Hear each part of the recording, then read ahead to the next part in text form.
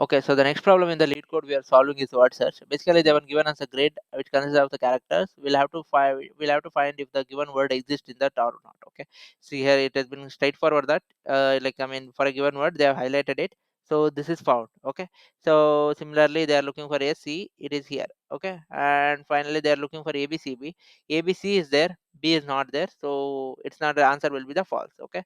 So now let's see how we are going to solve this. So basically, like I mean, this problem, right, like it's a grid and we are traversing from one node to another, we are trying to build a path. So looking at all this, we can come to conclusion that this is a graph problem, correct? Using a graph problem, we can, like I mean, using the graph algorithms, we can solve it. And also when it comes to graph algorithm, when it traversal, it is either BFS or DFS, correct? So now let's see like which one will be applicable here, and let's see how we are going to solve it. Okay, so and also like if anyone, like I mean, haven't solved this problem before, like I mean, like how to traverse and all, like in the terms of grid, so we'll just quickly summarize things. Okay, so basically, like in the grid, right, whenever we traverse, like we traverse only in this direction, like I mean, it will be given in the condition itself. Okay, we are going to traverse only in this direction. We can call it as a connected nodes. Okay, like from here I can go to B, C, E, but most of the problem won't allow you to go to E. Okay, like that's not allowed. Okay, so this is how we are going to traverse. And yeah, we are going to apply the DFS algorithm in the similar way. Okay, so let's say that I am here. Okay, now if I want to, let me clear this first. Sorry. Okay, so let's say that I am here. Okay, I need to traverse. What are the possible ways that I can go to? I can go to here, correct? And I can go here, correct? And also to be generic always, I can still go here, correct? I can still go to the top, I can go to the bottom, like because that's a valid connected string, right? These are the neighbors for a neighbor for a node. Okay, but out of this only this is valid, correct? This is valid and this is valid, but this is going out of the grid. We are supposed to handle it and not perform any calculation on top of it. Okay, this is the connected nodes, and this is how we are going to build a path. So basically, if they are asking for me to find a word called here F, right? They are asking me to find for FCS. What I'm going to do, I will look for in the all the neighbors, and if you are applying the DFS, right? DFS will be better, right? Here, like to build a path. Like I mean, once I found this, I can just explore the next one. Actually, continue to explore, right? F will be here. So F is found. I will check for the top, left, bottom, and right. Okay, I found C. So I will go here, and I will start exploring this neighbors. So I need to look for S now. I look for here. I look in the left. I look in the bottom. I look in the right. So I finally found it. Okay, so finally the word that we are looking for is found. We can return it as true. Okay, so this is how the like I mean, in the grid we are going to traverse. Okay, like I mean, how it is connected and everything. Okay, so now let's come back to the problem. So what is being here told here is we are going to look for search for a word here. Okay, and okay, let me just clear this out. Okay, so we have given we have got one word and we need to search for it. Okay, so now let's say that the given word is called A B C, right? So in the graph we need a starting node to start traversing, correct? Whatever we discussed so far, like how we traverse, right? We needed a starting node. So does it make sense to start a traversal from here? No, right? Because starting node itself is not matching. Why to start from here, right? So what we'll do is we'll traverse from the left starting index to the end index. Okay, it's a simple for loop, like how we iterate through the 2D array. So wherever we found that the starting index, like starting index is A, let's see like where it is matching to the A. Okay, oh, okay, it is matched here and it matched here. So this will be my starting node, like for this problem. Okay, like we don't need to check for anything else, we can skip all those things. Okay, so once we are able to find a starting node, we can simply apply the DFS now. How are we going to apply the DFS? As we discussed, so whenever we enter, right, we need to make sure that whatever the index that is being given is a valid or not. Like let's say that I've been given index as -1 comma 0, something like that. Okay, starting, that's an incorrect, right? We need to handle all these conditions here. So first thing what we'll do is we'll check if x is not less than 0 or y is not less than 0. Both should be positive, correct? And also x is not greater than m, greater than or equal to n. So it means y is not greater than or equal to n. So basically m is number of rows and n is the number of columns. Okay, m comma n. So we should make sure that we don't go behind also. Let's say that if I give x is possible values is x and 1 2, right? What if I give you x is equal to 3 comma something, 3 comma x or something, some value, right? 3 comma 6, this does not exist in the board. We need to have such validation whenever we are for solving the grid problems. Okay, so to summarize, just make sure that x is not negative and x is not going behind it. Okay, so it means that it's a valid coordinate. So once we are able to find it a valid coordinate, then check if the string is matching. So whatever the current index we are looking at, right? So if it matches with the such string or not, like in all the direction. Okay, in all the direction we'll be trying out the same thing actually. So whatever the current index we are at, we'll check the result for that first. Okay, so let's say that I've been given 0 comma 0. I will check it with the respective result string. What I want is word. So is it matching or not? If it is matching, then only I will proceed. If it is not matching, I will just exit from here there saying that return false. There is no need to like do the further analysis, right? So now let me clear this out again. So now let's take a simple example here, like how the traversing works and everything, and then we can proceed further. Okay, so now let's say that I'm going to pick it here. Okay, this is my starting node for some reason, and now let's say that I need to look for a word called FC. Okay, like a word for FC. So first we'll start looking for here, and also like this will explain us why DFS are not this one, right? So let's say that FD will be looking for here bottom. I will look for a bottom. It is not found, so then I will go here, and okay, FC is found. Once I have found this, I don't have to traverse from this and this to save the time complexity. Okay, here it looks simple, it's just a one character, right? But if it the path is too big one, right, we won't be able to do it. Okay, so now let's quickly check the code. Before checking the code, let's try to summarize what we understand so far. Okay, so first thing is this is a graph problem because has a grid and it has a connected node, and we need to traverse from one node to another node. Okay, and now we got to know this is a graph problem, and we can either and as we are traversing, we are going to use the DFS algorithm here. And for that, to traverse for a DFS algorithm, we need a starting node. So how are we going to get a starting node? We'll be iterating from starting to the ending, and starting to the ending, and we'll see wherever there is a starting node match. If it is a match, wherever there is a match, we are going to pick it. Wherever it is not matching, we are going to ignore all those things. Okay, so now we got to know that starting node, we are going to apply the DFS algorithm on each of this. Okay, so whenever we are applying the DFS algorithm, we are going to try all these combinations. If it is matching in any one of the direction, we'll simply return as true. Okay, now let's quickly check the code. Okay, so let's say, okay, let me see like when I can expand that.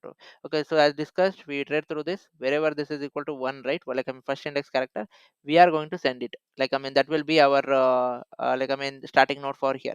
We are sending the starting node index. Okay, and we are going to also keep a track of the index that we are matching. Currently, we don't know let's say that I am A B C, right? I want to know like how much string is being built, correct? So if I am at the index 2, it means that I can compare it. I will compare this against this index actually.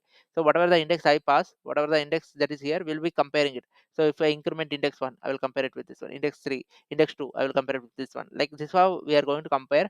So that's why we need this extra attribute called index. Okay, so once we are able to index is equal to greater than less result length one, right, we can simply return true. Greater is not necessary actually, but I will just place it here.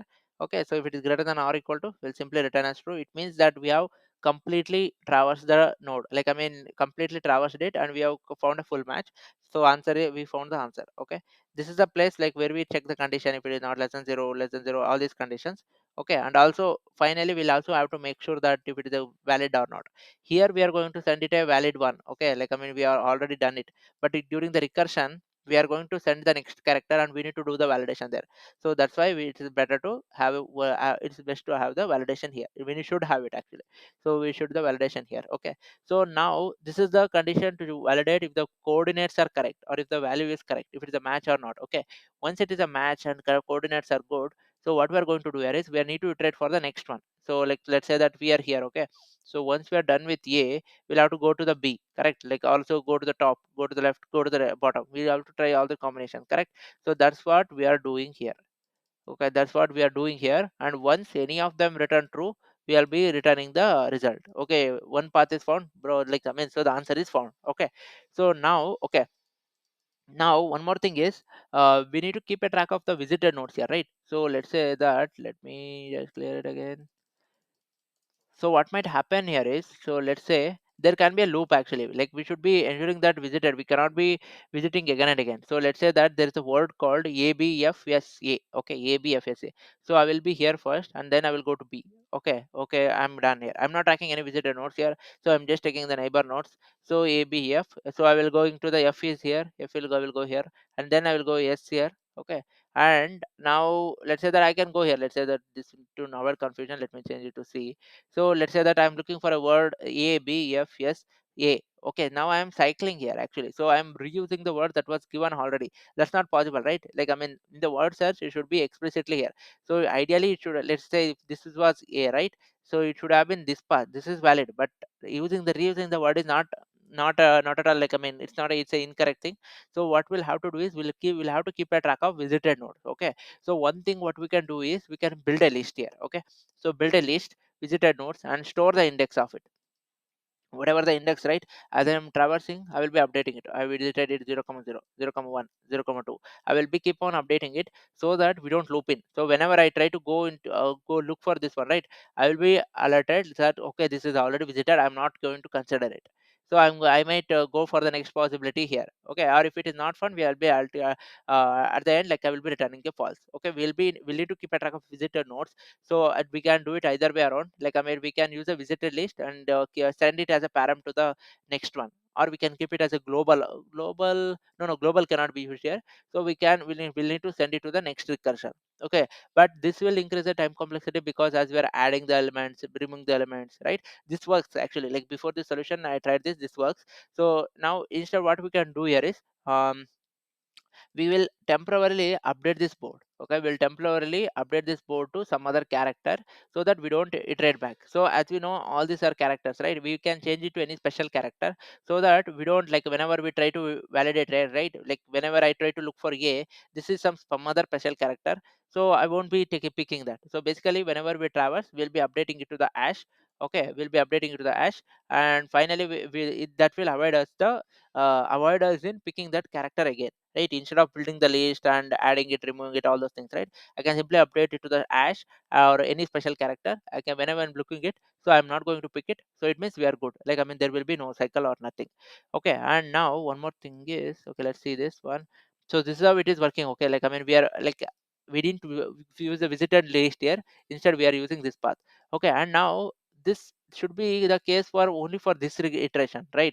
Let's say that once we are done with this, let's say that I will be going for A, B, C, like whatever the recursion sub recursion calls coming, right? That is valid for only for this one. But when the new A comes in, whenever the new A comes in, this should actually revert it to the old values, correct? This should be reverted to the old values. It should not still be A. So that's why once we are done with all the sub recursion call, we'll have to revert it back. Okay, so basically, like, what I can simply say is, let's say that if whatever the values we are sending, right, uh, that will be for the child recursion calls. Okay, like when you see at the parent level, it should still hold the same old value. Okay, for example, what is being done here is we have sent the index plus one. Here we are not setting if I want, I can do it like this actually, right? Index plus one is equal to one, right? But this is valid for the child calls, not for the parent calls, right?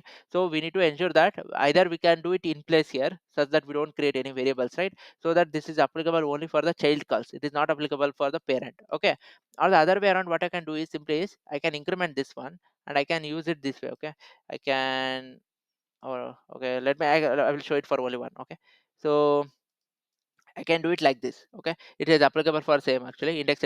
Okay, so I have updated here, and now what does it mean? So whatever the updated value index will go for a child one, but we have also updating the parent. But for a parent, index is still should be still this one, correct? So in that case, what I will have to do is if I go with this approach, I will have to reduce it to this one. Once I'm done with the recursion things, I should bring back the state so that it will not affect the other things, or any validation. This is the index only for the child calls. I'm just repeating, this is the values for the child calls. So either you can do it in place here, or you can update it outside and use it for all of the recursion calls. Once done using all the recursion call, you would need to revert back the state. Similarly, that's what we did for the board also. This is for that call actually, that path wherever we're traversing, right? That hash is for that path, not the parent one, right? Let's say that I'm going to the next check for this character A, and if I found this hash, right, I might be ignoring it, right? I shouldn't be doing it, so we'll have to revert the task here. Okay, that is it actually. Let me just revert the code. Yeah, that's it. Yeah, thanks. I think else. Yeah, no, I guess. Thanks.